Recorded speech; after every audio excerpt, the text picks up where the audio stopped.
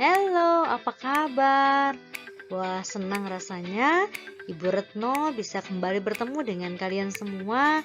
Dan Ibu yakin kita semua dalam keadaan baik-baik saja.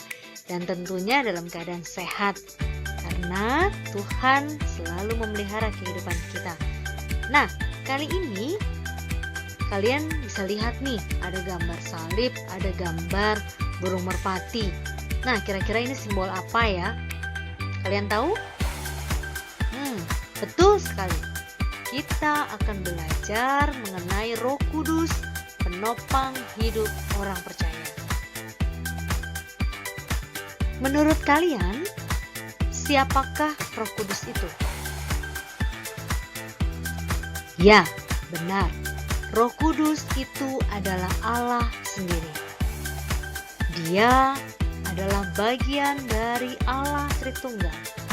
Roh Kudus adalah pribadi ketiga dari Allah Tritunggal. Kita semua tahu bahwa Allah yang kita yakini adalah Allah Tritunggal, yaitu Allah Bapa yang menciptakan segala sesuatunya, Allah Anak yaitu Yesus Kristus yang datang ke dalam dunia menebus dosa kita dalam karya keselamatannya di kayu salib. Dan Allah Roh Kudus itu adalah Roh Kudus yang kita yakini sebagai penolong, penghibur yang dikirim oleh Bapa sendiri. Alkitab yang mengajarkan bahwa Roh Kudus adalah Allah, pribadi ketiga dari Allah Tritunggal selain Allah Bapa dan Allah Anak yang kita kenal dalam Yesus Kristus. Jadi, pengajaran ini tentang Roh Kudus bukanlah pengajaran yang diberikan oleh manusia, tetapi Alkitab mengajarkan kepada kita semua. Di dalam Matius 12 ayat 31 sampai 32, sebab itu aku berkata kepadamu, segala dosa dan hujat manusia akan diampuni, tetapi hujat terhadap Roh Kudus tidak akan diampuni. Apabila seorang mengucapkan sesuatu menentang anak manusia, ia akan diampuni. Tetapi jika ia menentang Roh Kudus, ia tidak akan diampuni. Di dunia ini tidak, dan di dunia yang akan datang pun tidak. Arti dari ayat itu adalah yang dimaksud dengan hujat kepada Roh Kudus, artinya kekerasan hati yang terus-menerus menolak, sehingga orang yang melakukannya tidak mungkin lagi bertobat. Karena itu, tidak mungkin diampuni. Dalam bahasa Yunani, Roh Kudus disebut juga Parakletos, yang artinya adalah dipanggil untuk menolong dan menasehati. Seringkali ada pertanyaan muncul mengenai kehadiran Roh Kudus dalam kehidupan orang percaya. Jadi, kapan Roh Kudus itu hadir? Di dalam Alkitab dituliskan dengan sangat jelas. Di dalam Kejadian 1 ayat 2 dikatakan bahwa sebelum sesuatu dijadikan, Roh Allah sudah ada. Kita tahu ketika bumi ini masih kosong, bumi ini masih belum ada apa-apa, Roh Allah melayang-layang di atas permukaan air. Nah, ini menunjukkan bahwa Roh Allah yang kita kenal saat ini Roh Kudus itu ada. Lalu kita bisa melihat kehidupan Tuhan Yesus sendiri. Sebelum Tuhan Yesus memulai tugasnya, Roh Kudus hadir dalam peristiwa pembaptisan Yesus di Sungai Yordan. Kita bisa lihat di dalam Markus pasal 1 ayat yang ke-10. Dan di sini kita melihat Bapa berkenan atas anaknya, yaitu Yesus Kristus. Lalu Roh Kudus juga memimpin Yesus ke padang gurun. Dalam Markus 1 ayat 12 ini ketika Tuhan Yesus akan mengalami pencobaan selama 40 hari di padang gurun. Roh Kudus yang menuntun Yesus ke padang gurun. Itu semua adalah bukti bahwa Roh Kudus hadir dan ada. Dan juga Tuhan Yesus sendiri menjanjikan Roh Kudus, menjelang kematiannya, kebangkitannya, dan kembalinya ke surga.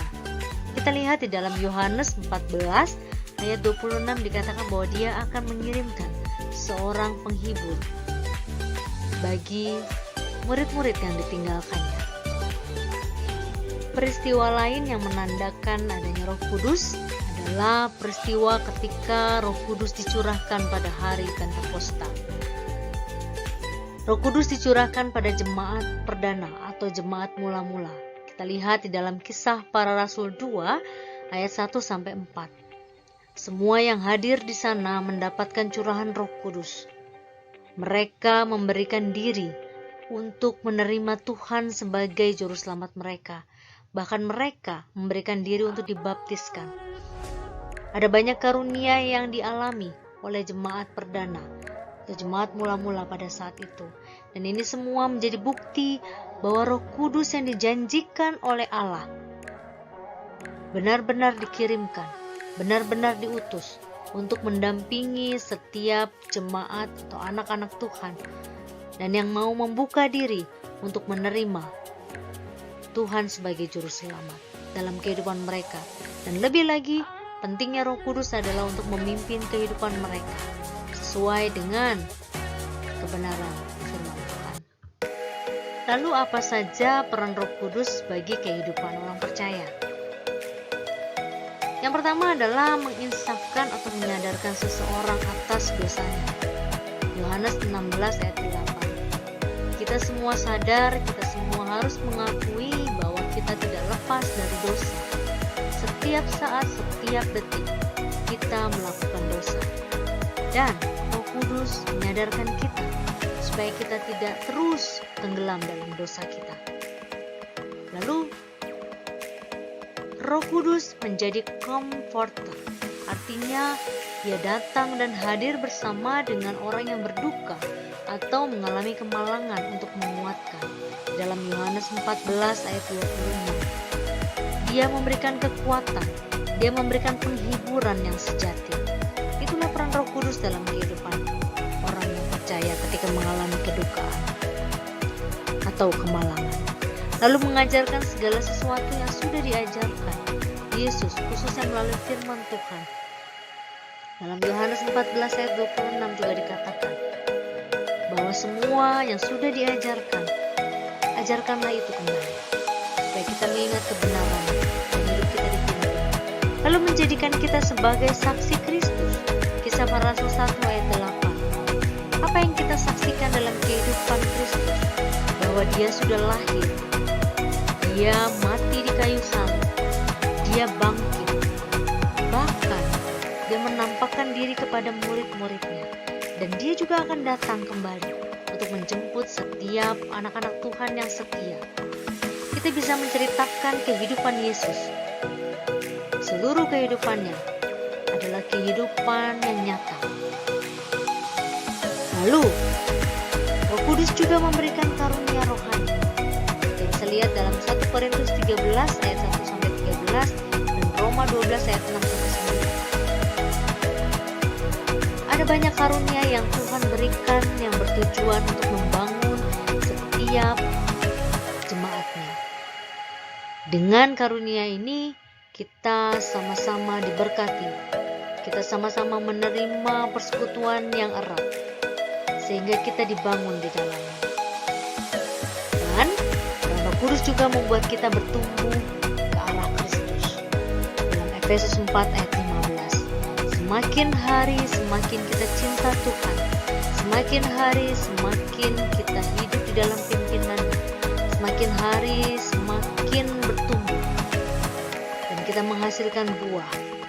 Sama seperti Yesus yang berkenan di hadapan Bapa di surga. Kita pun sama. Roh Kudus akan menolong kita untuk kita semakin bertumbuh dan berbuah. Sehingga Tuhan disenangkan dalam kehidupan kita.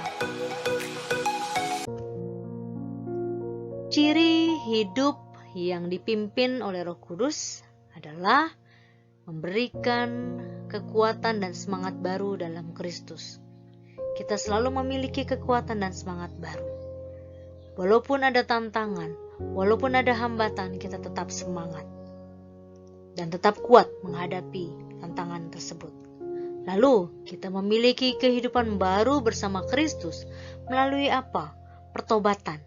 Ya, melalui pertobatan kita yang sungguh-sungguh, maka kita memiliki kehidupan baru bersama-sama dengan Dia. Kita meninggalkan kehidupan lama kita. Dan juga kita memiliki persekutuan yang erat dengan Tuhan. Semakin dekat dengan Tuhan, semakin kita mengetahui apa yang menjadi kehendak Tuhan dalam kehidupan kita. Sehingga semua yang kita lakukan berkenan di hadapannya. Dan dalam kehidupan bergereja, memiliki persekutuan yang erat antar orang percaya. Nah, ini semua adalah ciri-ciri yang dimiliki oleh orang-orang yang hidupnya dipimpin oleh Roh Kudus. Kita boleh bersyukur melalui pembelajaran kita pada hari ini bahwa Tuhan mengirimkan Roh Kudus bagi setiap orang-orang percaya. Dan bagaimana kita merespon supaya Roh Kudus itu mau diam dalam diri kita? Mari kita membuka hati kita supaya kita dipimpin oleh Roh Kudus dan Dia menjadi penopang dalam kehidupan kita. Jadi, kesimpulan dalam pembelajaran kita adalah bahwa Tuhan Yesus berjanji kepada murid-muridnya untuk mengutus Roh Kudus sebagai penggantinya. Tujuannya adalah supaya Roh Kudus yang diutus ini berperan untuk mendampingi murid-murid dari masa perdana hingga sekarang ini. Dan mari memberikan hati dan hidup kita agar dipimpin oleh Roh Kudus. Terima kasih untuk perhatiannya. Jangan lupa subscribe, nyalakan loncengnya, dan like dan share supaya banyak orang juga diberkati. Bye. Tuhan Yesus memberkati kita semua.